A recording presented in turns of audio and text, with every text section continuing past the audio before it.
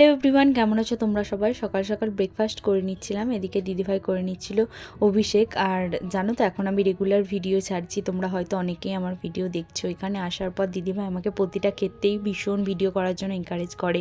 আমি ভুলে গেলে ও বারবার মনে করিয়ে দেয়, হাই এটার ভিডিও করলি না, এটা ভিডিও কর, এটা ভালো হবে, এইখানে আয়, এটা ভিডিও তুললে ভালো হবে। তাই আমার ভীষণ ভালো লাগে, আর রেগুলার এখন ভিডিও আমি করছি। তারপরে একটু বিকেলের দিকে চলে গেছিলাম পার্কে। তারপর পার্ক থেকে আসার পর একটু মেড প্লাসেও গেছিলাম, একটু দরকার ছিল। তারপরে এসে একটু কাড়া খেয়েছিলাম। জানো তো, এখন গলার অবস্থাটা ভীষণই খারাপ, আমার তো ঠান্ডা একটুতেই লেগে যায়। এখানে দিদিভাই কাড়া করে দিয়েছিল।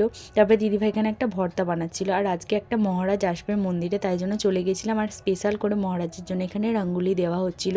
মহারাজের নামটা সত্যি আমার মনে পড়ছে না, মনে পড়লে আমি তোমাদেরকে অন্য কোনো একটা ভিডিওতে বলে দেবো। তোমাদেরকে দর্শনও করিয়ে দিলাম, দেখো এটা ছিল সেদিনের প্রসাদ। তারপরে ভাবলাম না, আজকে আর অটোয় নিয়ে হাঁটতে হাঁটতে বাড়ি যাই। ভিডিওটা তাহলে এই পর্যন্তই, দেখা হচ্ছে নেক্সট ভিডিও।